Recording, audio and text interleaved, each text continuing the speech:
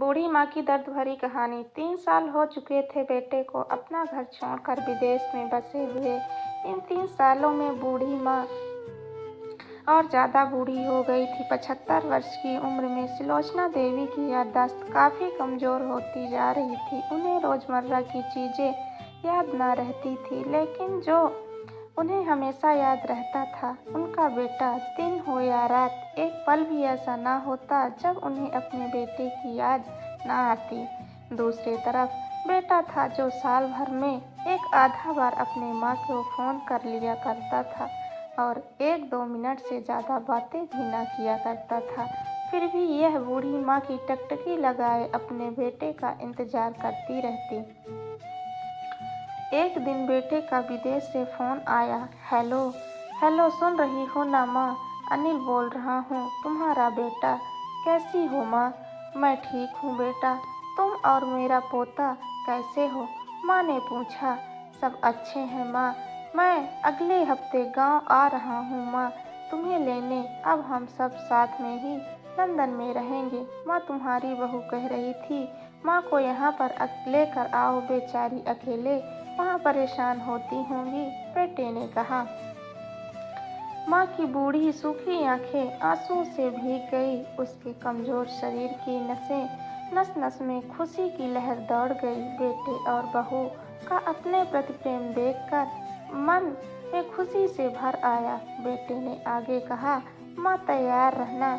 माँ, मुझे ज़्यादा दिन की छुट्टियाँ नहीं हैं। जिस चीज़ से जितने पैसे लेने हैं लेकर रखना, जब तक मैं प्रॉपर्टी डीलर से बात कर लेता हूँ घर के लिए। माँ ने पूछा। हाँ माँ, गांव का घर हमें बेच देना पड़ेगा।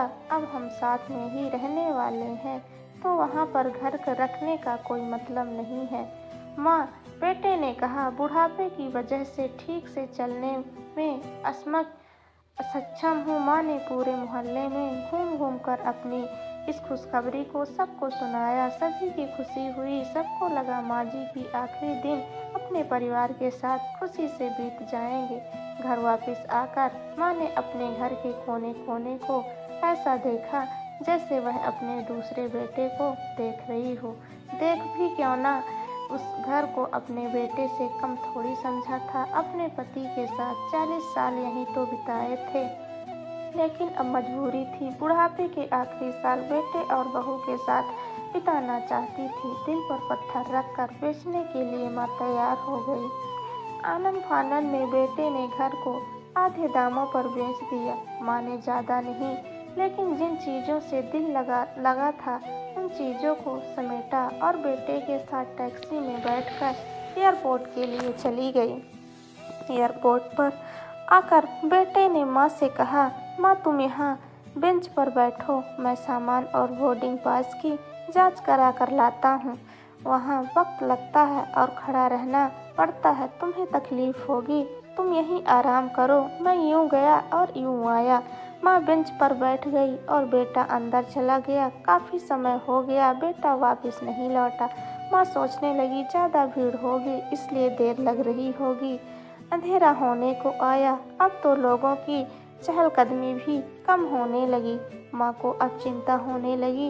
एक कर्मचारी ने आकर पूछा, किससे मिलना है माँ जी आपको? यहाँ पर क्यों बैठी हैं? डरती हुई आवाज़ में सुलोचना देवी बोली, मैं, मेरा बेटा अंदर सामान की जांच कराने गया है। लंदन जा रहे हैं हम। क्या नाम है माँ जी आपके बेटे का? कर्मचारी ने पूछा। अनिल नाम है मेरे बेटे का, सुलोचना देवी ने बताया। कर्मचारी अंदर गया और थोड़ी देर बाद बाहर लौटा। उसने सुलोचना देवी से कहा, माँ जी, लंदन जाने वाली फ़्लाइट तो दोपहर में ही जा चुकी थी और आपका बेटा भी उस फ्लाइट में बैठकर लंदन जा चुका था। अब आपके यहाँ बैठने का कोई मतलब नहीं है। आप भी अपने घर चली जाइए। क्या जा चुका है और मैं घर जाऊँ घर? माँ की आंखों से आंसुओं का सैलाब उठने लगा। जैसे तैसे माँ घर पहुँची, जो अब उसका था ही नहीं, बिक चुका था। वो तो वही बरामदे में तुलसी के पास सो गई। घर के नए मालिक को उस पर दया आई। तो एक कमरा किराए से उसको दे दिया। पेंशन के पैसों से खाना और किराए का बंदोबस्त तो हो जाता। दिन बीतने लगे। कुछ दिन बाद घर के नए मालिक ने सुलोचना देवी से कहा, माँ जी, आप अपने रिश्तेदारों के यहाँ पर जाकर क्यों नहीं रहती? इस उम्र में आपके लिए वही अच्छा होगा। अच्छा तो होगा, लेकिन अगर मेरा बेटा वापस आया तो उसका ख्याल कौन रखेगा?